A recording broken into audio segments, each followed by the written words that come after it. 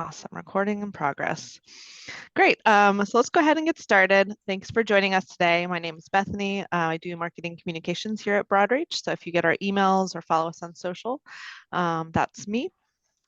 And here with us today, we have our two Caribbean directors, which I guess it's on the next slide. I'll move over there to just let them introduce themselves before we go over the layout of the webinar today. I can go first, I guess. Yeah, go. I'm Fran. I've been with Broadreach for, I think this is going to be my 9th year this summer. I started out in the Caribbean as a scuba diving instructor, quickly fell in love with sailing and got my yacht masters and became a sailing instructor, and have kind of worked my way through and have been full-time with Broadreach for nearly 4 years now.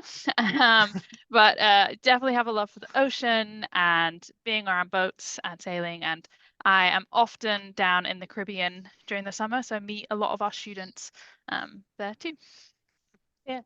And I'm Claire. I'm Claire Hughes. I'm the other Caribbean director. I'm also British, but now live in Raleigh, planning trips for Broadreach and work at Broadreach HQ. I also started out in the Caribbean way back in 2010 and have worked kind of there ever since. I'm mainly a scuba instructor. I do like being on boats as well. I headed up a lot of our professional dive programs for a number of years. And I too spend most of my summer down in St. Martin, hanging out with students, helping things run smoothly, and yeah, having a lot of fun down there in St. Martin. So we wanted to do a webinar today, just perhaps for you guys to see our faces, get to know us a little bit. And we're going to answer, I think, some of the frequently asked questions that we get from our students and from our parents before people sign up for trips. So we're going to go tell you a little bit about Broadreach, go through our Caribbean base a little bit, because it's a wonderful place, and it's a great resource that we have. We'll talk a little bit about our approach to safety, go through some of the programs, a very quick overview of the programs we run down there, and then go through some frequently asked questions. So hopefully this will give you a flavour of what life is like for a student down in the Caribbean. And then there'll be time at the end for some questions and answers if you guys think of anything that you want to ask. And I know I think we've had some questions submitted already. So yeah, I'll just jump in, let you know if you think of a question, you can go ahead and drop it in the Q&A box down below. I'll answer some if they seem like super specific to your case only. I can answer it, type it out. If I think it'll be helpful for other people to hear, then I'll save it till the end, and I'll go ahead and we can ask Claire and Fran during the Q&A. So go ahead and drop them in there. If we answer it during the webinar, then great. And otherwise we'll ask it at the end. Cool. All right. So I think we're just going to say a little bit about Broadreach kind of as a whole. We are on our 32nd summer this year.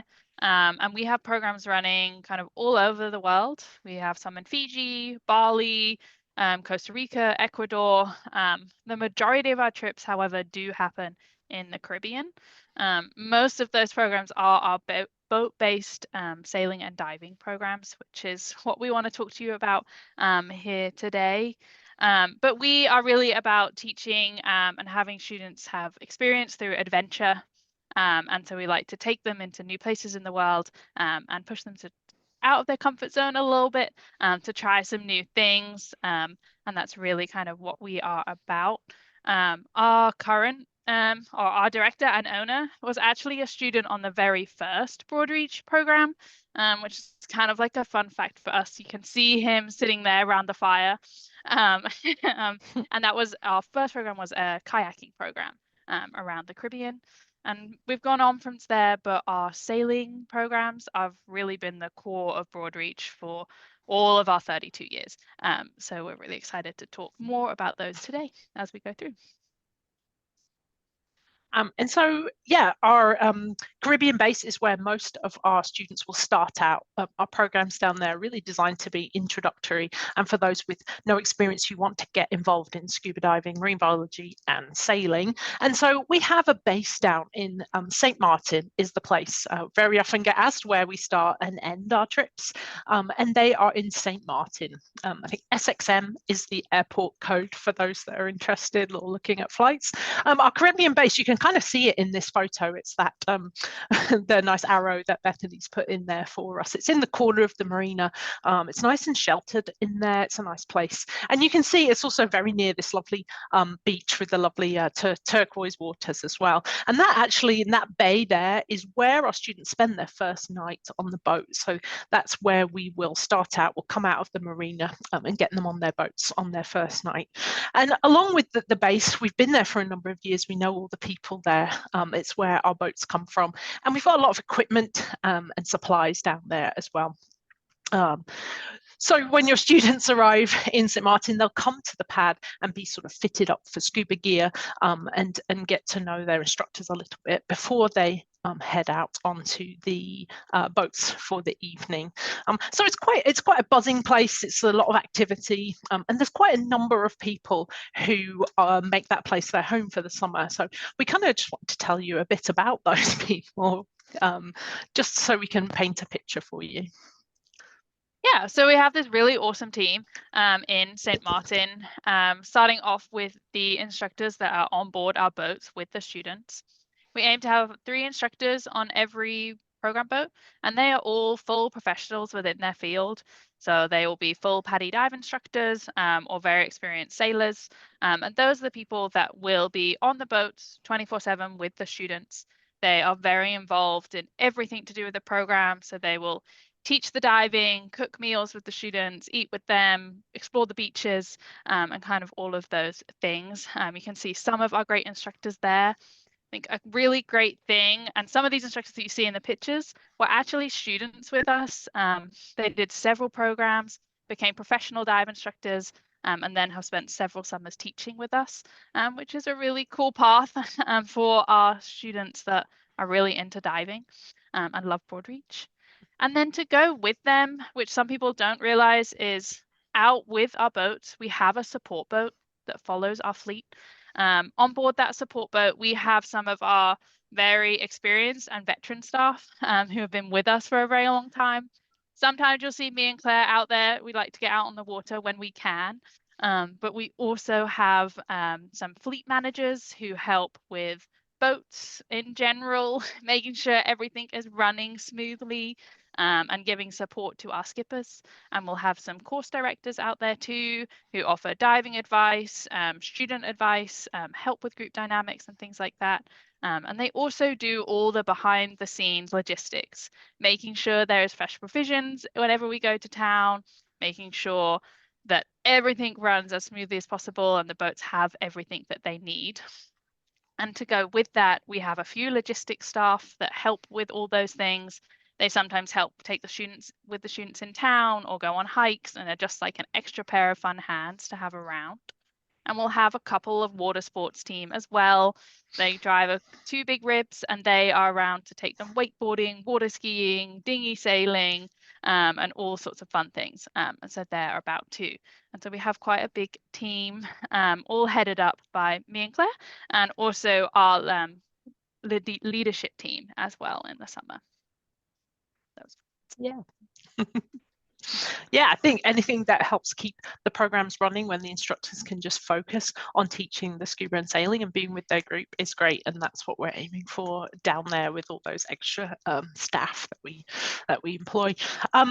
We want to tell you a little bit about, just briefly, about some of the trips that we actually offer for students. And we'll start out with our 12-day dive and sail adventures. We run these for both middle schoolers and high schoolers.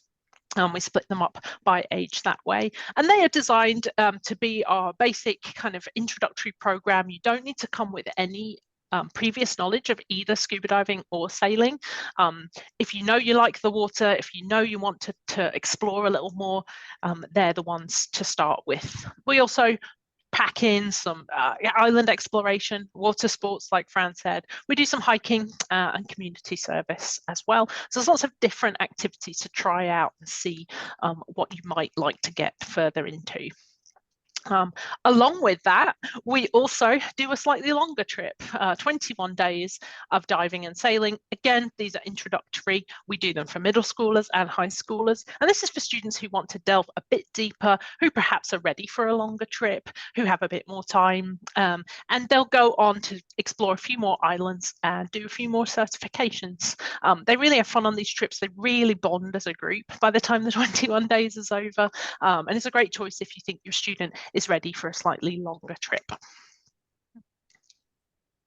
We do have some students that join us that aren't into diving, which is totally understandable, but still want to have an adventure out on the water. And so we have a 12-day sailing and island exploration for high schoolers and middle schoolers. There isn't the diving aspect, but there's still loads of fun things to do between snorkeling, visiting islands, going on hikes, exploring town, doing community service, and kind of all of that sort of stuff. We do have, those are both introductory again. We have a 24-day sailing voyage, which is our longest program that we offer. For those that are really interested in sailing, they normally have a little bit of experience before they come in, know they like sailing and living on a boat. And that program goes from St. Martin all the way to Grenada and back. So they visit loads of different islands. And the cool thing about that program is that the students actually get to choose towards the end which islands they want to go to, what they want to do, and kind of all of that stuff throughout those ones. So those are our sailing voyages in the summer. We also then have a couple of programs with added academics to them. We have a 12-day intro to marine biology for our middle school students.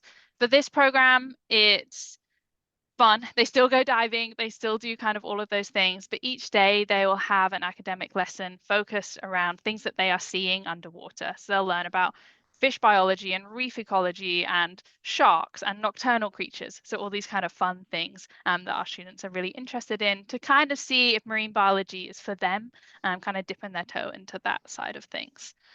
For our high school programs, we have a 17-day Caribbean marine biology program. This one has 2 college credits available on it.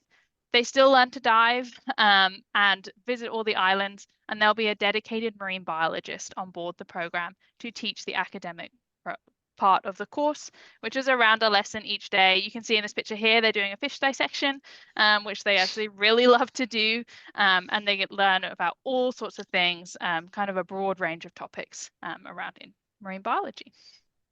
Those ones. In addition to those trips, as students progress with us, there is the ability to go a bit further, and very often students come back and join us for a second or sometimes third year and do our advanced dive voyages. 21 days for high schoolers goes from St. Lucia all the way down to Grenada. It's quite an adventure, or back the other way on the second session. And we do a 21-day advanced voyage for middle schoolers that will go around the Leeward Islands, visiting some of those familiar islands and taking in some new ones. They will do their advanced and rescue on that trip with EFR, and they'll get their master diver, some of them, by the end of the trip. So they certainly are dive intensive and designed for a keen diver. We do an advanced trip that's 12 days for high schoolers. It's in the Leeward Islands. For those that have a little less time, they'll still do their advanced and rescue along with EFR and do some specialties as well. And then for those who are really into diving but aren't quite ready or aren't quite 18, we do the Junior Dive Master certification, which is a fairly new certification, and we're one of the only people that offer it. So as students get a bit older, they can have a taste of professional diving with us. I think I also meant to mention that the 21-day advanced scuba for alumni. So if you have a student who's an alumna, they can go on the Grenadines trip as a middle schooler too, which is pretty cool. It's a pretty cool adventure when you're just in middle school.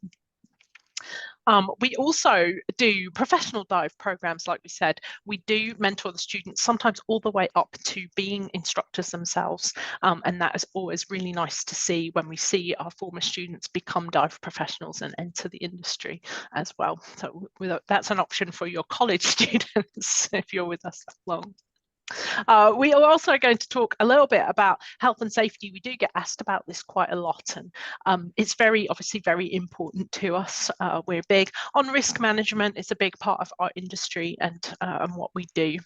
There's a lot to health and safety, and it's sometimes hard to break it down and get at what people are really asking about. But we're generally a conservative organisation. We are not taking too many unnecessary risks, particularly with diving and sailing. We are not pushing the boundaries too hard with our diving limits and things like that. We when we're sailing, you can see from this picture, they're all wearing PFDs. We're sort of doing that when boats are in motion. It's kind of a thing that we do just to make sure that we're conscious of our risk management. Our instructors, we go through a lot of the risk management stuff in training. We're constantly going on about things like hydration, students wearing sunscreen, nutrition, things like that. And that is all a part of prevention when it comes to health and safety. And then there's the other things that parents often are concerned with. The weather, obviously, we are tracking the weather. We're very conscious of what's coming through, and we're able to adapt our trips and adapt our programs depending on what is going on with that. In addition to that, other things that people ask about are definitely what happens in emergencies. And we do have a robust system of emergency action plans for each island that we visit, where we kind of know in advance where our resources are for anything that might come up, whether that be something simple like an ear infection or a stub toe that needs stitches, or something a bit more serious that perhaps involves more medical care and more attention from different authorities. I think it's important to keep in mind that we are planning for these eventualities, but we rarely have to use them. And I think part of that is that prevention that I talked about. We're really taking the risk management seriously and doing all we can to make our programs as safe as possible. Okay. I think there are some other frequently asked questions that we get. And so we were thinking about these in the office and thinking about what we could talk about. And so these are the ones we kind of came up with, and hopefully it'll answer some of the questions that you have and that are asking in the comments. Yeah, we definitely often get asked about what training our staff get to go on our programs and to run our programs. And our staff, like Claire mentioned, are a really big part of risk management for our trips. We take them, so before they join us, there is some virtual training that they do online. We've recently built out some more virtual lessons. So before they arrive with us, they get to learn a little bit about Broadreach and our expectations and kind of what our program looks like. Once they arrive with us, our new staff all go through a week to 10 days of training with us. What that looks like is a mixture of classroom lessons where we go through all sorts of things like paperwork and all sorts of different things that arrive with the program. Then we take them out on a program boat to mimic what a program looks like on there. And so they visit the places that they're going to go with students in the summer so they can see them and familiarize themselves with the area. But we also talk a lot about group dynamics, supporting students, managing students' behavior, and just like being with students and what that looks like on Broadreach. We spend a lot of time talking about Broadreach culture.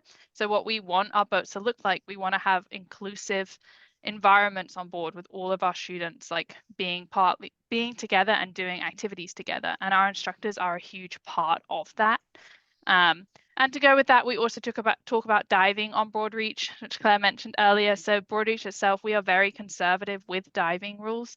We follow what PADI lines out for us, and we also are more conservative than that on top. So we have better ratios of instructors to students and things like that. And those are the things that we make make sure our instructors know going into the program. But really during this time is for them to familiarize themselves with Broadreach, familiarize themselves with our expectations, and kind of how the programs run. So when they are out with students, they have it all set and they're all kind of ready to go. At least one of the instructors will also be a wilderness first responder on each boat. A lot of them do that training with us prior to the summer as well. Again, we do that course and it is focused around diving and boat and the eventualities and injuries that can come up there. And that is about a week's intensive course, more intensive than your standard first aid course. And we require one of the instructors on board to have that too. So that's part of the training that our staff get kind of every summer. It's a lot of fun, that course. I as well as being useful, it's also a lot of fun to do. I've done it a few times now. And yeah, along with that, a lot of people ask us kind of, is this a vacation, or what should my student expect from a trip? And my answer is always no. It shouldn't be considered sort of a vacation. It's definitely a place where they're learning constantly. And so, what responsibilities does the crew have? They're not going to be sitting around kind of having a lot of downtime, because there's so much that's going on with the activities we do, but also with the stuff we have to do around the boat. So students are responsible for cooking the meals as a team. They take it in turns and they work together to produce meals for the boat. It can be a lot of fun to do. We are constantly sort of working on recipes and things, and it's certainly a good learning experience for a lot of them. And we also are responsible for keeping the boat clean and tidy, so we do that typically every evening. And I think that picture is some dishes that perhaps have gone a bit awry, or they're just having fun doing the dishes in the ocean. It's a little bit different from home. It certainly you can make it a lot of fun, but it's about giving students responsibility for their shared space, as well as teaching them some life skills. We are also expecting them to kind of be participants, active participants, with diving, but also with sailing the boat and plotting the passage to the next place, and also looking out for each other. We are trying to foster a culture of inclusivity where everyone is a part of your group and a part of your little family while you're on your boat. And so you're looking out for each other. You are making sure that everyone is having a good time and keeping safe, and enjoying the trip, making friends. So that's a responsibility, things we expect from our students while they're with us. It definitely teaches them some good life skills, I think. Yeah, you hear people, oh, my student wanted to cook dinner for us when they got back. Some of the recipes. Sometimes people ask us for the recipes from the galley guide. So. Yeah, that's great. They do, which is a great movement into talking about food on our programs. Food and diet and everything is a huge thing that we think about. It's something that me and Claire spend a lot of time thinking about in the off season and also during the summer. We have a very detailed menu and galley guide is what we call it, a recipe book, on our boats, which we have all the meals laid out for the program. The boats are fully stocked with all of the food that the students will need for the duration of the program, and we top them up with fresh food throughout the trip. Like I mentioned, the students cook the food. So we try to keep the recipes simple, but crowd pleasers as well. So we'll have burrito bowl night, pasta nights, all sorts, stir fry nights. Breakfast will be like pancakes, eggs, cereal, granola, and all of those sorts of things as we go through. And we're constantly bringing in new recipes and trying new things.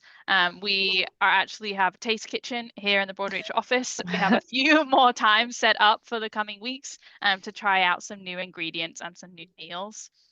To go with that, though, we understand that students have a variety of different things, and so we can cater to all of those options. So if your student is more of just a buttered noodle kind of person, that's okay. We can do that too.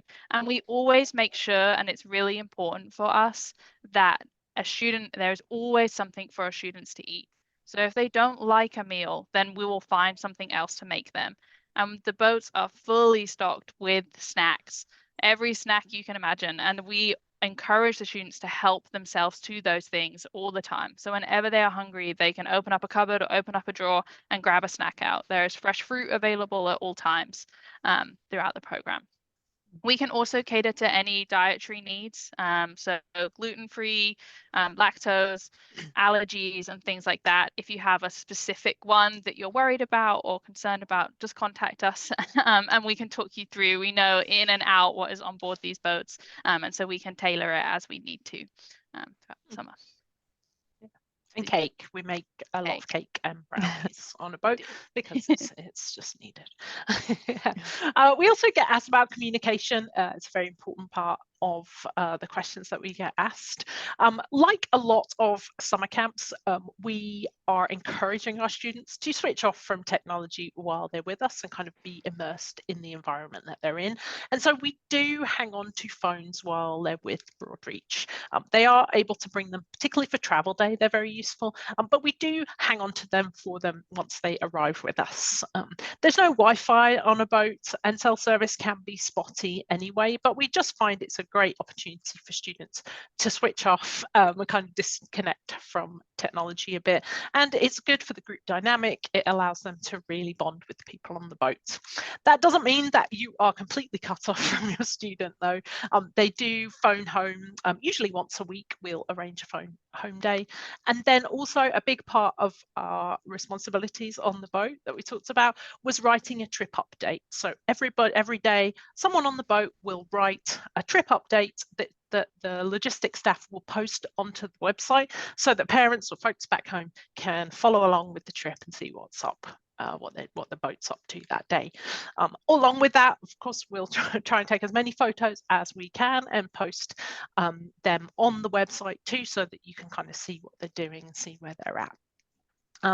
It's a big part for parents. I know they're very excited about trip updates when they get posted, and we do our best to get creative with how we write them. But yeah, it's an important thing for us, I think, that our students treasure, even if at first they're a little bit resistant. They definitely treasure the switching off and the kind of disconnect from technology as well. And so we really encourage them to embrace it. You as parents have a 24/7 line that you can call at HQ, of course, in case of emergencies or in case of urgent messages that need to get through. And you also have very often will receive emails from the leadership team in the Caribbean that you can use to communicate perhaps on a less urgent basis with your instructors or with your student. So there's various ways we can communicate. We're trying to strike a good balance between keeping you guys informed, but also allowing our students to have just a great time on program. What do you think? So we sometimes get asked, what happens if our student doesn't like diving? So if you sign up for a diving program and they get there and they try it out and they decide it's not for them, that's totally fine. And again, very understandable if it's really not for them. We are definitely challenged by choice. And so that means that if you are not into something, that's okay. And we will not push you. We might say, hey, why don't you give it one more go? And if it's really not for you, then I won't push it anymore, is normally what our instructors say, just to give them that one last opportunity to give something a go. But if it's really not for them, there are still so many things to do without diving. There is amazing snorkeling on every place that we anchor or moor up. So they often jump in and do that. We have water sports available. So wakeboarding or water skiing or dinghy sailing, paddle boarding, that sort of thing. And they often have more time to learn about sailing. So we normally find that they become the best sailor on board as they spend a little bit more time with the skipper and they'll learn the ropes and how kind of everything works. But if it turns out that your student doesn't like diving and isn't going to earn the certification for the program, we'll be in contact with you. You'll probably hear from one of our leadership team in the Caribbean. They'll give you a call and just kind of explain what's going on. And they'll go from there and we'll let you know kind of what's happening. But it's totally fine, and it definitely does happen. The majority of our students love diving, but every so often there's a student that is just not for them, and that's okay. Sure. I think one of the questions we get asked a lot is what are the sleeping arrangements on board, or where do I sleep when I'm on a trip? And I think this picture illustrates it quite well. It's quite the picture of students sleeping outside. A big novelty for students, and a really cool part of being on a boat in the Caribbean especially, is that you can sleep outside on deck if you want to. And you can see we encourage students to bring a sleeping bag and perhaps even a sleeping mat so that they can do that if they want to. We do have cabins on the boat, typically sort of 4 to 6 down below, that we keep stuff in, and there are berths there that students can sleep on if it's something that they feel they need to. It does get quite hot down there, and so a lot of people, including the instructors, choose to sleep out under the stars or on a covered area on the boat. And what we usually find is it becomes like a bit of a slumber party, and everyone finds their little spot that they like and beds down for the night. It's kind of a unique thing about being on a boat, and most of our students treasure it. I was talking to a former student yesterday, and she was like, "Oh yeah, it was so great to sleep on that trampoline, those nets in the middle." It was one of the highlights for her. Also, some students bring hammocks that they like to sleep in. That can be a really good option too. But yeah, I think working with the instructors too can suggest places to sleep if students aren't sure or are a bit nervous about where they might be sleeping. We usually get a good night's sleep in though. We're usually tired after a full day of activities too. I know I always am. Yeah, so bring your sleeping bag and sleep under those stars. It's really lovely. Yeah, it's a pretty unique experience. I know my favorite spot was always there's some sofas down the back where you're still kind of out in the open air, but it's a little more like cozy, and that was always my favorite spot for sure. Just to be out under the stars. Yeah. But the other thing we talk a lot about is what travel day looks like for our students. For the majority of our boat-based programs, our students will fly into St. Martin. The airport code for that is SXM for our programs. Lots of our students will travel independently, so without their parents, will fly kind of on their own, which is pretty normal for us. Most of the flights from the US connect from New York, Charlotte, Atlanta, Miami, kind of something along those lines. And lots of students on an arrival day will connect through those airports. We ask all of our students to wear a Broadreach t-shirt when they fly. I actually don't have this year's on, which I normally do, but we ask them to wear that t-shirt so they can see each other in the airport and kind of pick out some people that are also traveling to Broadreach with them. When they arrive in St. Martin, they'll pass through the airport, go through customs, pick up their bag, and then just outside the doors, there will be an Broadreach instructor waiting to pick them up. They'll be right there waiting for them. Once we'll pick them up and they transfer to our base, so the pad, which you can see in this lovely picture here. This is an arrival day at our base. The students will arrive. There are snacks and water available there for them when they're ready.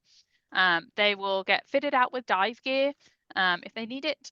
They will call home to let you know that they've arrived and they're with us safely and everything's all good. We will feed them dinner this night, and sometimes they'll go to the beach as well if they arrive kind of a little bit earlier in the afternoon. After they have their dinner at the base, they will then meet their instructors and head out to their boat for that very first night. So they'll kind of head straight out for there. We understand that travel days can be really long for some students if they're connecting from the West Coast or coming in from Europe or something like that. So we try to make sure that this day is not too much when they arrive, and we'll give them a quick overview of the boats and kind of how everything works, and we'll get them settled into like sleeping spots for the night. But that's generally kind of how our travel day looks like. During that travel day, if you need anything or there's any flight delays or anything like that, our office is on call 24/7 and they are available to help with any of those things. We monitor all the flights, so if there is any delays, our team in St. Martin know, and they will just hang out at the airport for a little bit longer and wait for your student to arrive. So we'll always be there to pick them up. Yeah, I think the great thing about having a logistics team down there is that we post someone at the airport pretty much all day, and they can stay there until people arrive. So we have that flexibility. Should something go awry, but typically it's a very smooth process to get people to St. Martin on travel day. Yeah. I like arrival day. Usually by the end of the summer, the airport people know the Broadreach staff. It's a very small airport. There's not very many staff there, and they definitely know who we are. Yeah, sure. Yeah, and the same for the travel back. They'll wait for the students flights to take off and everything before they head back. Yeah. Yeah. So I think that's all the questions we'd thought of. And so we'll open it up for questions. Just a thing, if you want to stay in touch with us, our email address is there, and then you can reach us on the main Broadreach line. On the website too, you can always make a program consultation if you want to discuss a specific program more in depth, or there's some very specific questions you want to ask. Feel free to make a program consultation. You'll probably get me or Fran if we're talking about Caribbean programs. We certainly love to do that with prospective families for sure. Yeah. Do we have any questions, Bethany? We do. Yeah, we've got a lot, so it's great. If you think of more, continue to write them in here. So there's a couple kind of related to packing list. So first of all, is there a packing list? Yes, yes, there is. For every single one of our programs, once you sign up, you will get an online portal. There's a bunch of information in there, paperwork and all sorts of things, but also a packing list for each program. We spent a lot of time going through these packing lists and making sure that there is everything on there that a student will need. They generally don't need any specialized equipment at all. We will provide all dive gear, including dive computers, fins, masks, snorkels, kind of all of that stuff for their program. The majority of the packing list is swimsuits, shorts, cover-ups, rash guards, sun shirts, hats, that sort of thing. So normally stuff students kind of have on hand anyway. And you might look at the packing list and say, that doesn't seem like enough stuff for 21 days. Believe us, it is. The reason why the packing list might look a little bit small is we don't have tons of space on board the boat to store huge suitcases. So we really encourage our students to pack everything into soft-sided duffels and kind of really think about what they're going to need. On our boat-based programs, especially, the students spend the majority of their time in swimsuits and sun shirts. And they normally rotate out a dry one for a wet one or like whatever they need to do. So we have spent a lot of time thinking about these packing lists and making sure that everything they need will be on there. Yeah, there's related to swimsuits. There's one, for example, why 6 swimsuits? I guess depending on the trip might be a different number. Yeah. And about what the quality is. Yeah. 6 is a pretty good number, so they have enough that if at any one time they can change into a dry bathing suit. It's really important to like change into dry clothes and not sit around in our wet swim stuff, just for our skin, and just it's more comfortable in general kind of on the boat. They don't have to be any special quality or anything. They can just be the standard ones that you have in your cupboard or that you pick up at Target or kind of anywhere. They don't have to be anything special. I would recommend if they are diving and things like that, that they are comfortable and they are able to like swim and jump in and out of the water with them on without like them becoming uncomfortable. That's all. Otherwise, nothing special. Awesome. Someone asked about needing a dive computer or just an ordinary dive watch. We already mentioned you'll get your dive computer down there, so you don't need to bring one. We do recommend or ask students to bring a watch. Doesn't have to be anything special, but just so you can keep track of the time, because one thing we forget while using our phone all the time is if we don't have our phone, sometimes we use that as our watch. So it's great to have just an inexpensive but durable watch. Yeah, that's a good idea. I think it's a little bit easier on a boat because you have the instructors' phones and sometimes a yacht clock on the boat. But yeah, a watch, particularly if it has like an alarm for getting up, can be a good choice. I think it is on the packing list. It's important that it should be waterproof, but it doesn't need to be anything crazy, because when we go diving deep, we're usually wearing the dive computers rather than watches. So yeah, a watch is a good thing to bring that you perhaps don't wear every day these days, but yeah, it's a good idea. Awesome. Speaking of diving, how deep is the deepest dive that you'll do on a Broadreach trip? On a Broadreach trip, we limit our dives, the absolute maximum at 100 feet, but that will be only for advanced divers who've gone through the training. Typically, if you're starting out diving, you are limited to 60 feet. And again, that's only after you're certified. So how we teach diving is, how Paddy teaches diving is you start shallow and work your way down a bit deeper. So you start off in the shallows, in water you can stand up in. You'll then progress to sort of 20, 25 feet. And as you do more dives, eventually you'll get down to about 60 feet. And that's where you're trained to. And like I said, our very maximum on Broadreach is 100 feet. But that would only be for, like I say, advanced divers, those taking the advanced course with the training. The majority of dives we do are around in the 30 to 40-foot range. That's where the reef is at its brightest and at its most vibrant, and the best marine life can be found. So the majority of our dives are on the shallower end. For our advanced divers, they'll do the odd deeper dive, but most of our dives are in that shallow kind of range because the fish are there, and that's what we want to see. Okay, here's one related, asking if you can earn things like your deep diver certification if you're doing your advanced open water. Yes, you can. It depends. Certain trips have certain specialties kind of linked to them. But if you're already certified and join one of our advanced diving programs, you will do your rescue certification and do some specialties.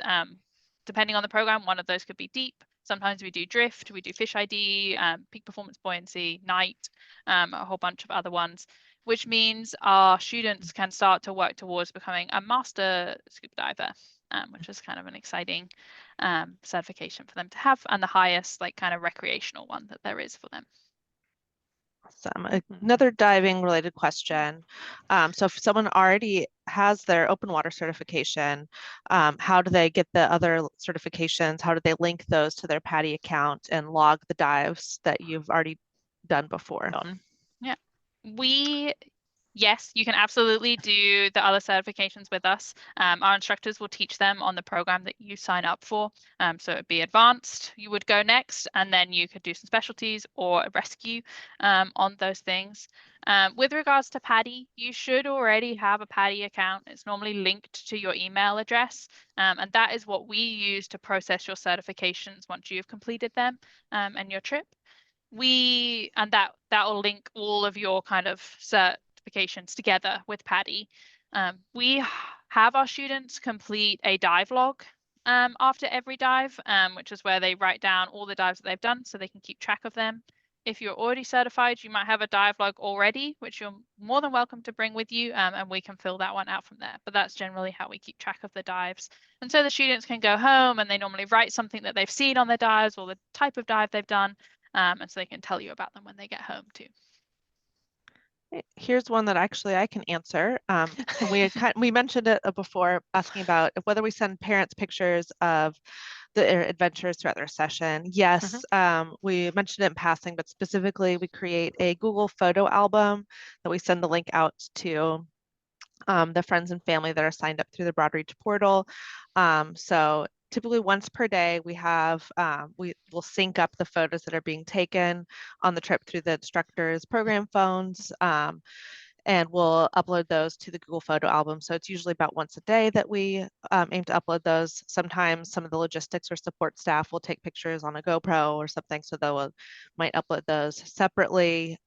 Occasionally we won't have great phone signals, so there might be a couple days where there aren't any photos uploaded, and then suddenly the next day a bunch will be uploaded. But we do, we know you're anxious to see your students, see what they're doing, so we try and get those uploaded at least once a day so you can follow along.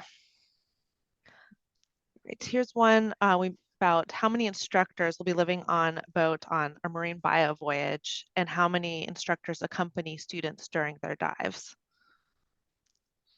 We on marine bio, there's 3 instructors who are on a boat. There'd be the skipper, who's in charge of the boats and sailing instruction, a dive instructor who's there for the dive lessons, and then marine biologist as well, who takes care of the academic side of it. They do work as a team, obviously, for all the other parts of the trip, and very often the marine biologist is a dive professional themselves, so they might be a dive master or in some cases even an instructor.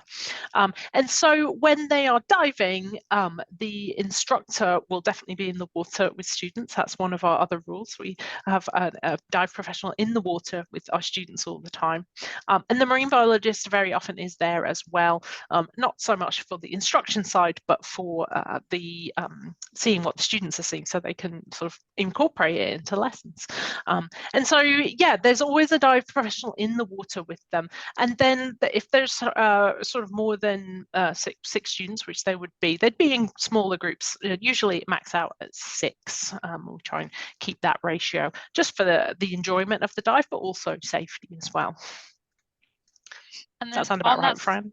Yeah, that sounds perfect. And then on our support boat as well, that follows that fleet, we normally have a couple of dive instructors around, so they'll often pop over to boats to help out with dives, and just be kind of an extra set of eyes and hands under the water to help out as well. Great. Last question we've got here, unless there's anyone that wants to submit one now, asking about students traveling independently, particularly to our St. Lucia trip. We have that happen often, students with a connection flying down to Grenada and back through St. Lucia. Yes, very often. The majority of our students will make that flight by themselves. I think the great thing about that program in particular is the majority of the students will fly through Miami to get to St. Lucia or Grenada. And so if your student is flying alone, a little bit before the program, if we see a student with a similar flight itinerary, we can put you in contact with them just for like flight purposes, so they know that there is somebody else on that flight with them. But yes, that's definitely something that our students do, and we're more than happy with that. And it works pretty well, very well for our students. If they are nervous and you are like a little nervous about that, there is the option to fly them as an unaccompanied minor with their airlines. There's a fee that goes along with that, but basically it means that they would have an airline representative with them for the duration of the flight until they get handed to a member of our staff in St. Lucia. And on the way back, we can set that up too, if that's something that your student wants to do for those things. But students fly kind of independently very often for our programs. All right. I don't see any other questions. So it looks like we've gotten to them all. Great questions. Yeah, I love when we get tons of questions. Everyone's engaged. So if you think of other questions that we haven't answered or something maybe more specific to just your student or your case, please get in touch.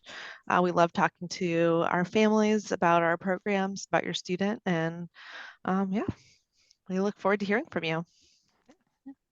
I'll speak to you guys soon. Have a good rest of your day. Yeah, thank you. Thanks.